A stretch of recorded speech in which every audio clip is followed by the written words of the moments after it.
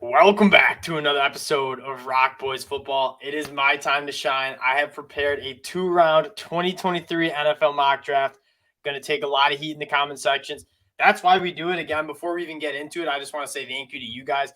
Putting these draft videos out, they're a blast, and I love talking ball with you guys and talking different position fits, talking different prospects. That's why we do it. The support you guys have shown truly means a lot. We have a blast doing this. And again, if you enjoy the content, consider subscribing to the channel. Let me know in the comment sections what you guys are thinking. Without further ado, let's get into it. My first 5 picks, we got 2 rounds, so we're going to kind of go through a little faster than we normally do. Bryce Young to the Colts, trading up again. He's my quarterback 1. I think that trade makes the most sense, and we've talked about it a lot. It's very chalky. The Bears get to trade down to 4 and still get a dude like Jalen Carter. CJ Stroud, number 2 to the Texans. Will Anderson to the Cardinals, number 3. Number 4, Jalen Carter to the Bears. And then Myles Murphy to the Seahawks, 5. Dill, I want to talk a little bit about Myles Murphy. I feel like the first 4 picks are kind of chalky. What are your thoughts on Myles Murphy as a top 5, top 10 guy? I'm so on board with him top 5. I actually don't think that he is that much. I think he's probably further ahead than the next crop of DNs than Will Anderson is to him. I mean, what he was, that the size he has and like the flexibility and smoothness, you don't really see that often. I mean, he's like 20, 30 pounds bigger than Will Anderson, and I think the movement skills are really good. So I personally think that he's not as good as Will Anderson. I'm not trying to say that, but like I don't think it's a wild take to say they're close. I'm more interested in the conversation of like Myles Murphy and Tyree Wilson, because we're starting to see like most of the draft community has Myles Murphy lower than Tyree Wilson now. And Tyree Wilson's a stud. Like, he flashes some unbelievable traits, and again, like, you'd be lying if he doesn't remind you a little bit of Trayvon Walker in the sense, like, if this guy can hone it in, he's going to be really good. Like, people talk about Myles Murphy like he's not an absolute stud freak athlete as well. Like, you can't teach, like, 6'4", 275 pounds. His get off is freaky. He's the best edge defender against the run in the whole entire class. The one thing he needs to clean up is his pass rush. Like, he just doesn't necessarily have a plan. He beats people because he's better athletes than them. But in terms of a refined pass rusher, he's not quite there.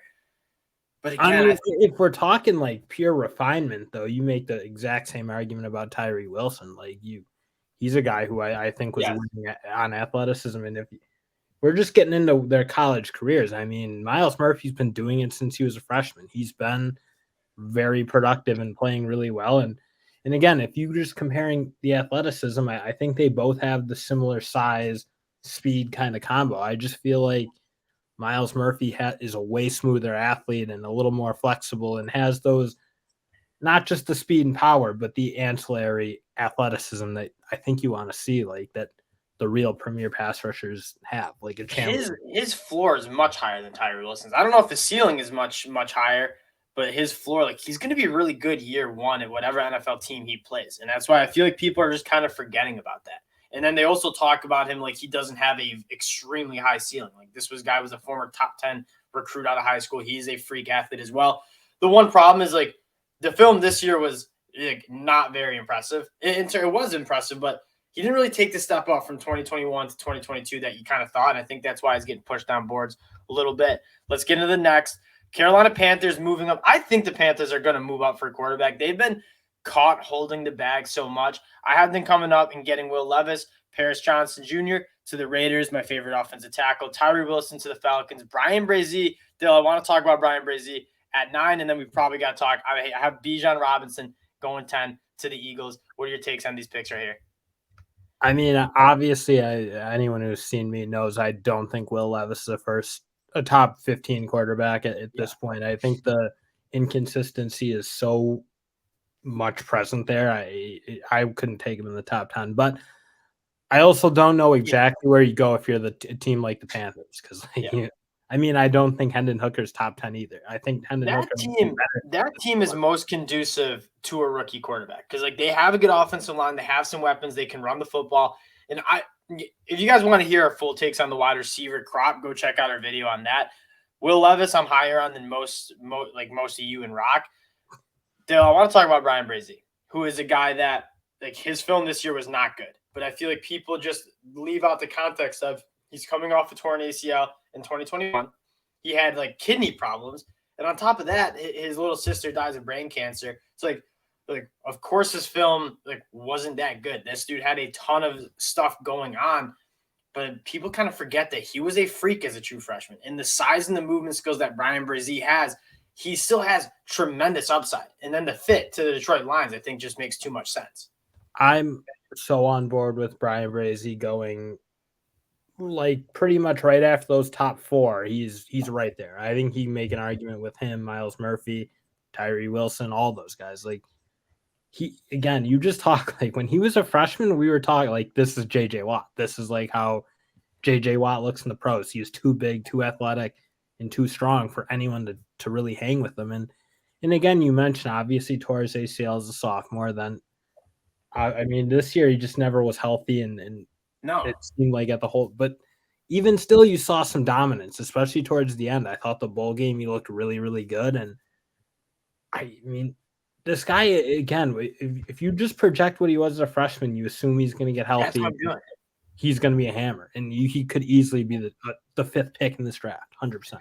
And then Bijan Robinson, 10. This is the highest I've ever picked a running back in my life in a mock draft. That being said, the Eagles have that luxury of just like what player is going to make you 1% better.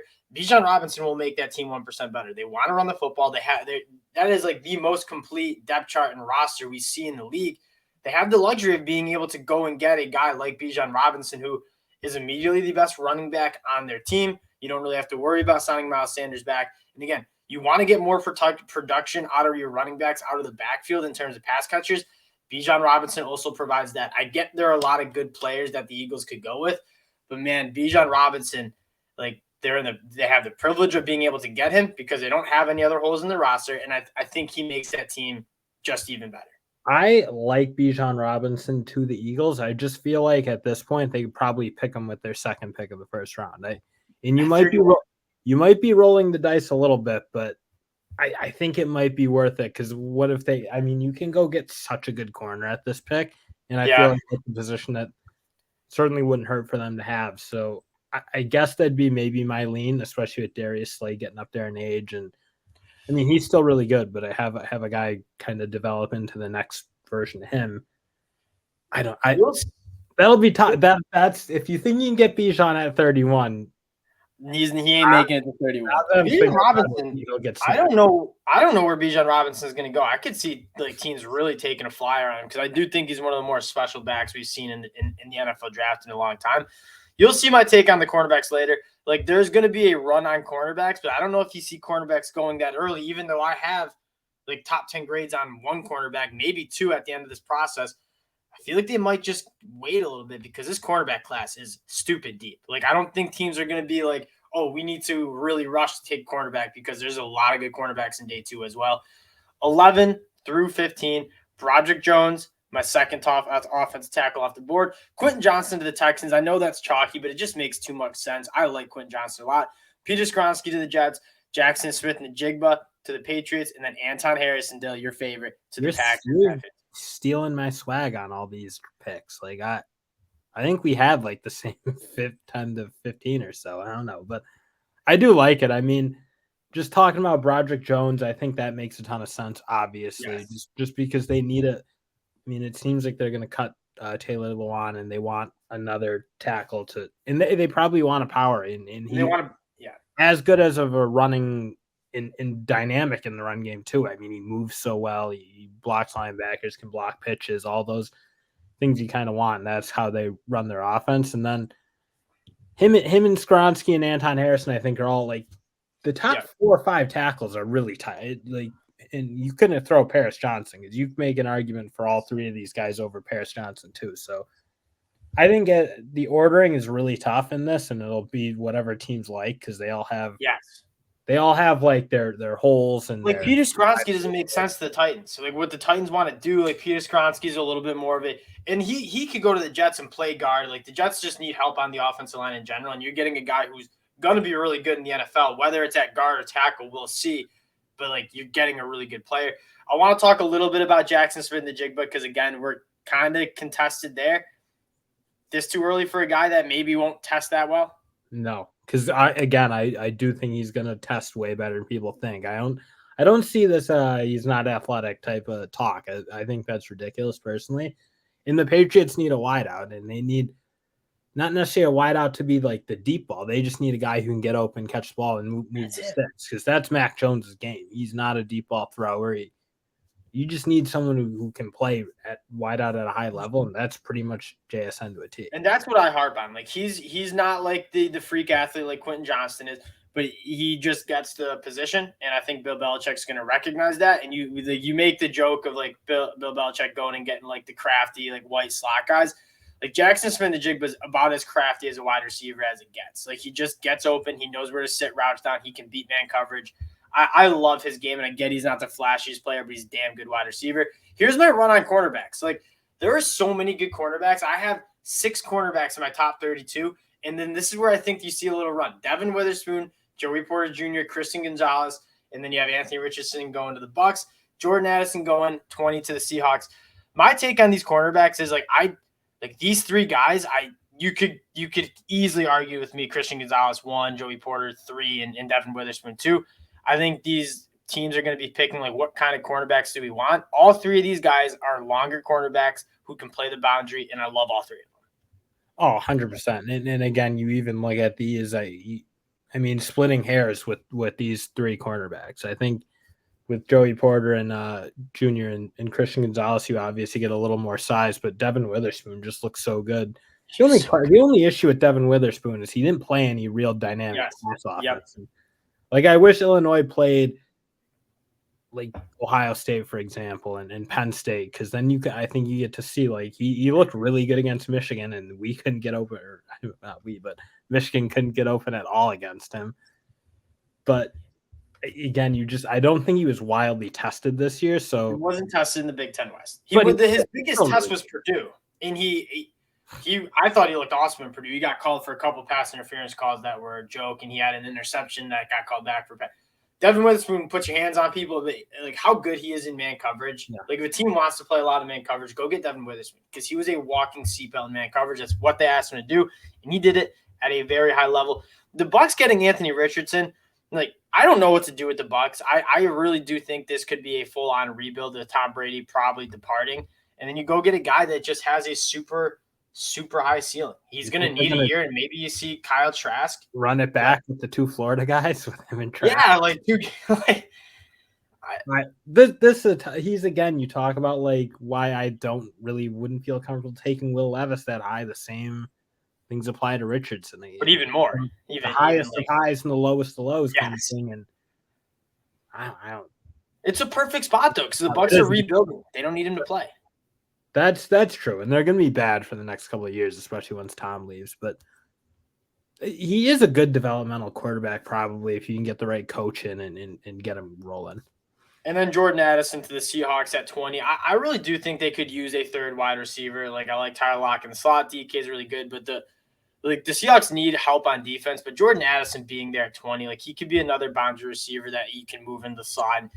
Another guy like Jackson Smith-Njigba, who's just a very clean route runner. He can track the ball vertically down the field, and I think he can unlock a little bit more for this offense that relied on tight ends. After DK and Tyler Lockett, like they didn't really have a wide receiver 3. It was more like tight ends. Even Lockett now, he's getting a little older, so it's probably not bad to get a Jordan Addison who can honestly probably play a similar game to Tyler Lockett and bring him in and get him rolling, because you're right, like they have some young pieces in which Geno Smith playing that well. I think that offense could get really good, and their defense is already young and talented.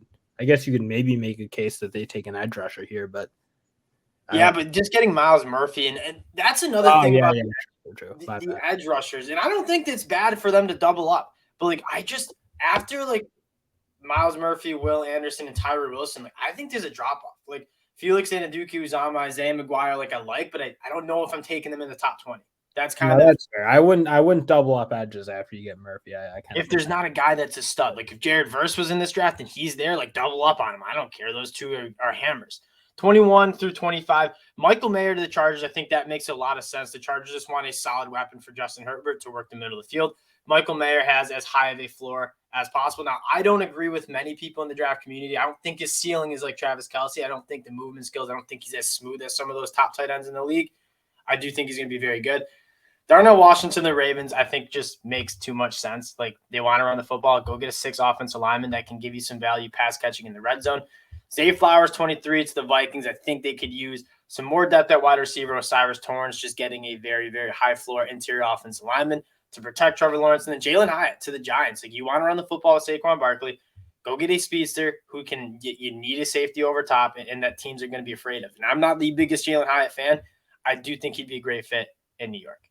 Yeah, the only pick I'd maybe quibble with is Zay Flowers. I'm personally a Josh Downs guy. I think they have a similar game. I feel like Josh Downs is maybe, I don't know, just a little more well-rounded in terms of how he can get open deep and run a more fuller route tree. Because I think Zay Flowers his production came so much catching the ball behind the line or close to the line and running with it, which he's excellent at. But I think Josh Downs is a little more flexible in terms of what he can do. But they're really close. It's not to – they're both first-round players, I think. I don't even know if I'll have first-round grades on them, but the NFL is going to want to take wide receivers. And that's probably why you see them go late first round. This wide receiver class isn't even as close as the wide receiver class we've seen in the past. Yeah. Like Chris Olave, Garrett Wilson, Drake London, probably – still the top 3 wide receivers in this class, and then Quentin Johnson 4. Like the wide receiver class, I don't think is elite this class. All right, our Cowboys, they go get Josh Downs, which I think makes a lot of sense. You can push CD out into the boundary. The Bills get Trenton Simpson. I wanted to go trenches, but with Osiris Torrance off the board, with all the tackles off the board, like I'm not taking Siaki Ika here. No. Tremaine Edmonds probably not coming back. Trenton Simpson's the perfect guy to kind of come in and play what Tremaine Edmonds did. And then we're going to get back into we have a super young linebacker who is extremely, extremely athletically gifted. Now, can he play good football? Brian Branch is a way higher prospect on my board. Just he kept falling. I just couldn't find a fit for him. And so I stick him with Cincinnati at 28, which is another team that they have the luxury of just taking one of the best players available. Nolan Smith, a guy that I'm not as high on as many people, I still like a lot. Antonio Johnson from Texas A&M, who I feel like I loved him coming into the year. People just seem to have forgotten about him. And like a lot of the talk is about Brian Branch, who they play similar roles. And then Felix Aniduke Uzama rounding out the first round going to the Eagles.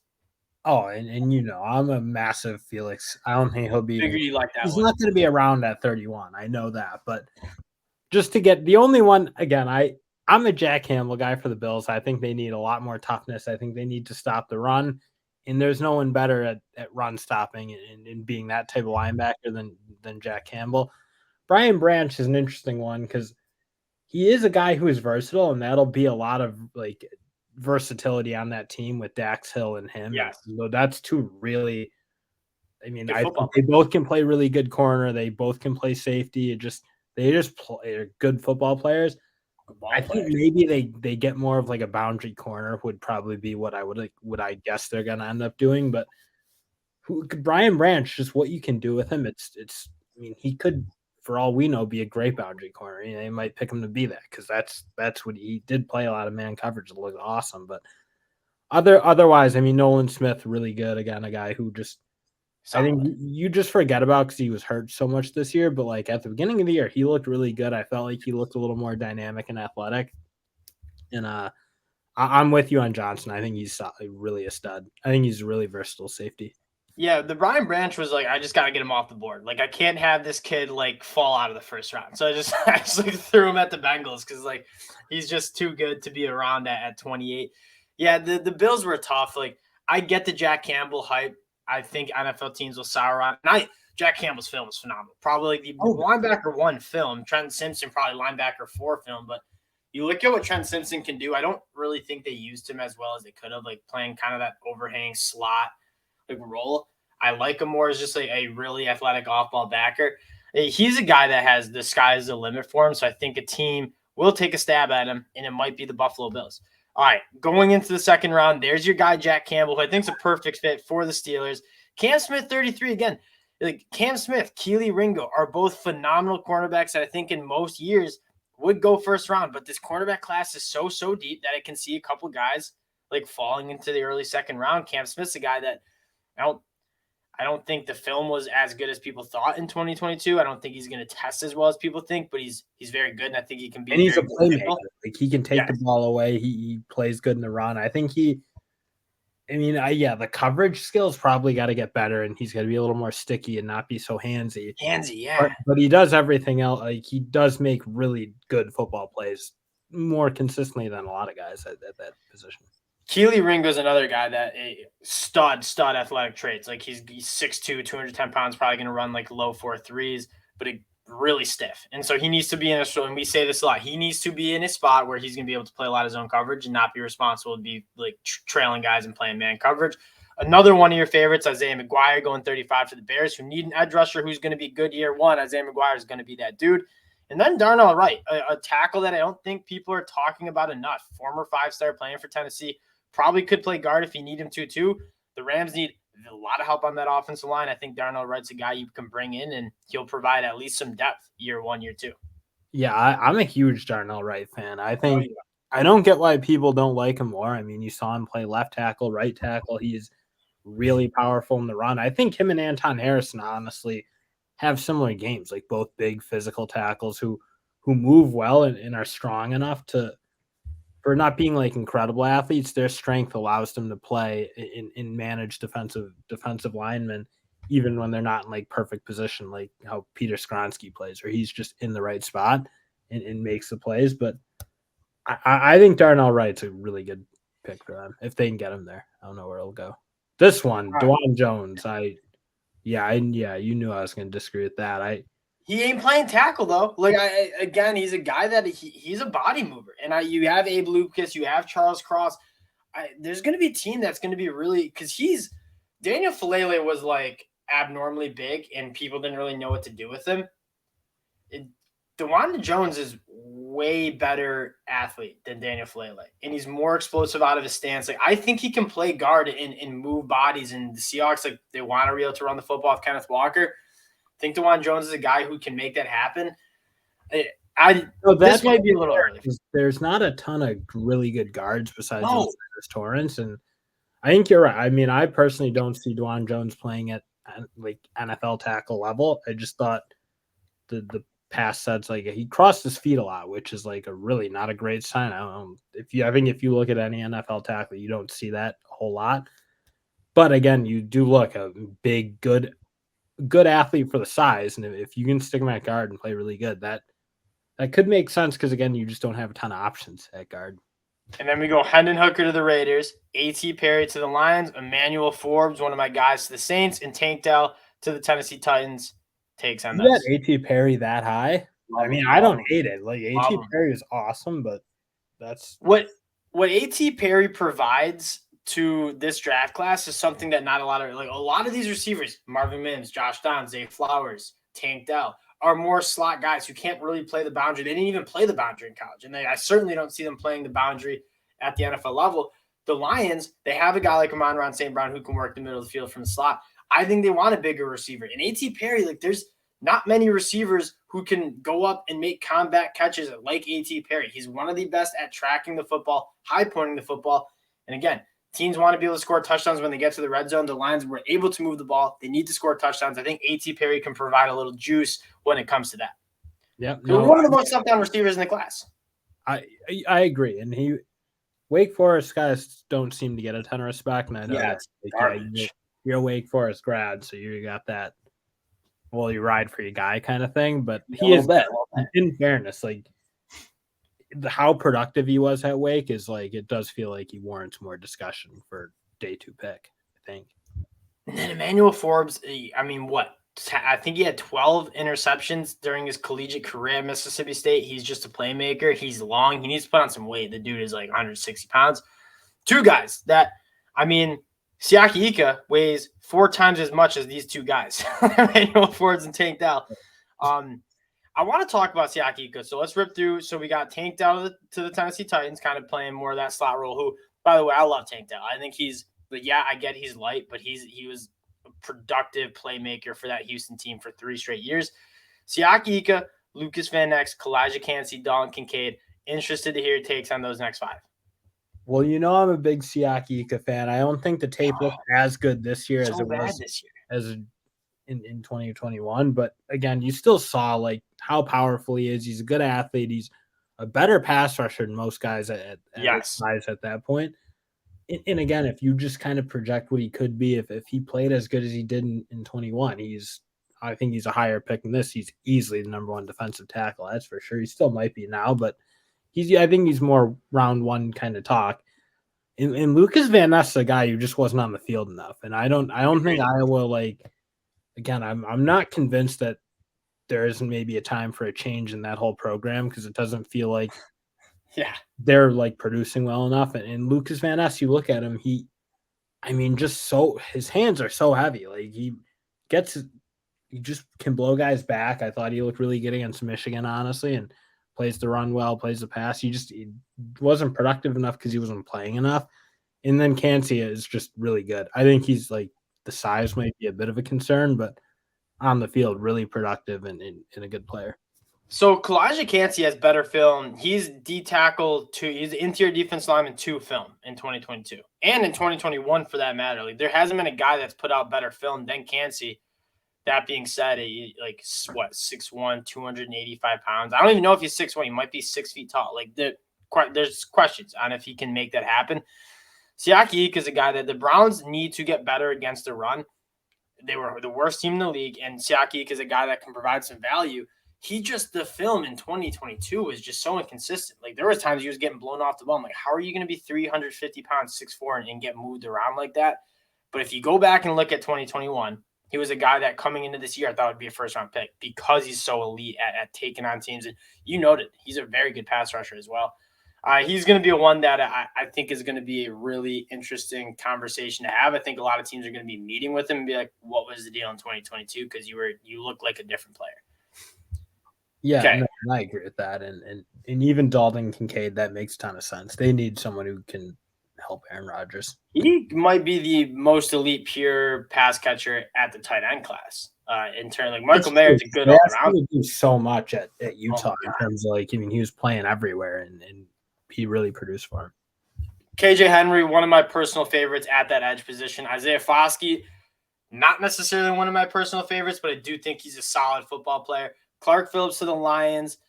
Drew Sanders, I would like to talk about Drew Sanders, and then big Oluwatimi going at pick 50 to the Bucs. What stands out here? I think KJ Henry, I'm with you. I think he's way underrated. That size, that length, I don't think he's this he doesn't have the pass rush ability. I don't think that a Miles Murphy has it. He's a little stiffer, obviously, but really good player. I think you can line him up in a different spots. I think on a third down, he'll be a really good interior pass rusher. And then just getting into Drew Sanders. I love Drew Sanders. I think you could very easily make it linebacker 1. I personally, and I know I think you have him going more as an on-ball guy with this pick, but I think he's going to be a really good off-ball linebacker. I think that's where he should play in the NFL. That's the only reason I disagree with probably where you're taking him, because I don't see him as a pass rusher. I think he's too small. I get maybe he could pack on some weight, but how much? His frame is 6'5" though. He's 6'5". I think there's room. We've talked about this. Just because you're 6'5" doesn't mean you're a 250-pound guy. It just he does look like a little on the slender side, and that's why I kind of see him more as the off-ball linebacker. He's weird because he draws so many Micah Parsons comps because he's not the athlete Micah Parsons is, but he is elite coming off the edge. He was probably the best pass rusher from that linebacker position. Again, 20% missed tackle rate, that's a problem. He's a former 5-star, very, very athletic dude. There were a lot of missed tackles on his film. He's a really good mover, and he has good feel for that off-ball spot.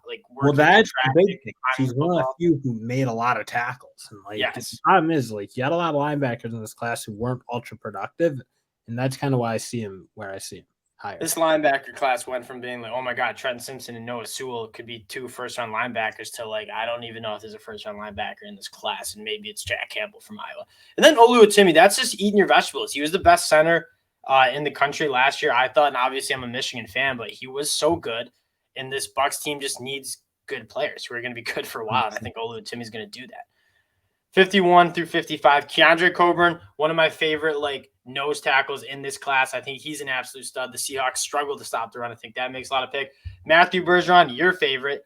Eli Ricks, who I think not enough people are talking about. Sample size was extremely small. but he was nails when he got on the field for Alabama. At all. Like I feel like that was weird. I don't know why he wasn't playing. You're right, like a big athletic corner, and they didn't play great at that spot. So I don't know. I feel like but once he played, he was much better. Like he was easily the best cornerback on that field. Well, I know that's what I'm saying. He should have been on the field. It's like Lucas Van Ness. Like, why are these guys not playing? It's really good. I just saw a Clemson jersey, or a Clemson sweatshirt, by the way. That's good vibes for KJ Henry. Marvin Mims going to the Bears. They need wide receiver help, and Marvin Mims, I think, is getting slept on in this class. I mean, he was getting talked about being a first-round dude, and I still think he has a lot to give. And then Moro Ajomo, one of my favorite defensive linemen from this class as well. A little bit smaller, weighed in at the Shrine Bowl, I believe 290 pounds, which is good. Like he was probably playing at 280 at Texas, obviously trying to get it up. Very good against the run, but again, on those third and obvious passing situations, like he can provide a lot of juice from the inside. I think he's one of the more well-rounded defensive linemen in this class. And again, you might want to see him get up to 300 pounds, but he didn't really have a problem taking on double teams. It didn't seem like when you're telling me now, I didn't know his height and weight measurements, but like watching him, I would have thought easily 300 plus. Plays strong. He plays. I didn't think there was an issue. I don't think he played a ton. I mean, obviously, another guy who didn't play a ton of like he played enough to get it, but like a guy who I think he should have been playing more with Keandre Campbell and in that system. But a guy who, again, I think what you're talking about is pass rush ability is pretty much at the top end of this D tackle class, I'd say. 17.8% pass rush win rate. He was very good against the run as well, like a 91.5 run defense grade. Like he's really good. And he's another guy, almost kind of like Kalijah Kancey, where it's like, what are you going to do at the next level? I think you just trust a good football player here. And here's another good football player: Will McDonald, Jalen Jones, Zach Charbonnet, Mozzie Smith, Luke Musgrave. Will McDonald's one of the best pure pass rushers in this class. He set the Iowa State sack record. He's a guy that did not have that system he played in was not very conducive, like playing head up on tackles, but he was still getting after the pass rusher. He's a little undersized, but he has an endless motor. Jalen Jones is another one of those cornerbacks who I think has like freakishly traits, like really long. He's a good mover. Zach Charbonnet to the Cowboys, if they get rid of Zeke, like they want a thumper. Zach Charbonnet is one of my favorite running backs in this class. He's actually going over Jahmyr Gibbs. Mozzie Smith to the Bills. Luke Musgrave to the Bengals. What's you need to get tougher at it. For the Buffalo Bills, like, of course, you just need to be a tougher team. And Will McDonald's a guy, again, a little bit like Felix Anudike Uzama, like guys who just I wish played in more traditional pass rush roles where you play that 3-3-5, or I guess that's pretty much what the scheme is. It's just really hard to rush the passer from those positions. And that's why, for me, I guess I don't know that he's proved that he has that true great edge rusher in him, but he might. It's just when you go play at that type of school, it's hard to get enough sample size of what you can do at that position. And again, you like the play, you like the production. That there's a lot of uncertainty around him, in my opinion. I also thought he was better against the run this year, which was like the big thing he needed to clean up, because he was like his first couple of years was a liability against the run. Yeah, I think he got a little bit better there. And then Joe Burrow loves tight ends. Luke Musgrave's a very, very good tight end. And he was hurt all year this year, but I think he can provide a lot of value. Last two picks, we had to make an Eagles pick, but I wanted to leave this up. Jahmyr Gibbs to the Panthers. He's just too good. And at that point, the Panthers want to run the football. Maybe replace a guy that is similar to Christian McCaffrey, giving you juice out of the backfield. Then B.J. Ojulari, one of the more disappointing prospects in 2022. Like, I was really high on him coming into the year. Really good in 21, and then him and Ali Gay, I thought, like, could have both put themselves in more of a round one conversation, and just the production wasn't quite there. I don't know. It doesn't look like he's got the explosiveness that you want from your top tiered defensive end pass rushers. So he's a tough one. A guy who, again, you looked really good in 21 and just for whatever reason didn't really take the jump to what maybe you would have wanted to see. Okay, and then to round out, I just want to talk about some of the guys that PFF likes a lot. Tanner McKee. The NFL is going to so much more of like quarterbacks need to be able to create outside the pocket and play out of structure. Tanner McKee just simply can't do that. I think he has a very good arm. I think he's a good processor. I just don't see him having that like high value upside. You look at all the quarterbacks who are having a ton of success in the league. It's guys who can create second opportunities, second chance throws. Tanner McKee just can't do that. Andre Carter, I wanted to address him too. I just really struggle to see him finding a spot in the league, like playing that like that wide 9. He's super long. Did not have a very good year in 2022. 2021, he was electric. Very, very fun film to watch. I struggle to see where he fits in. Cody Mock, I don't really like that much. Some other guys that I wish I could have worked in, Zach Harrison and Carl Brooks are two guys I like a lot. Carl Brooks, 6'4", 300 pounds, played like edge for Bowling Green and just racked up like 50 pressures this year. He's really impressive. Deonte Banks, another cornerback that I like a lot. There's some really good guys. Like we getting into round 3, like we'll do a full like day 1 and day 2 mock. There are some really good prospects that are going to be available in the 3rd round that I just couldn't really find fits for. This class has a lot of good depth at a lot of good positions, especially that cornerback spot. Again, wanted to wrap it up, though. Appreciate you guys for checking us out. Again, if you do enjoy the content, consider subscribing to the channel. Let me know in the comment section what you guys think. Give me some heat. I love talking ball with you guys, and we'll talk to y'all later. Peace.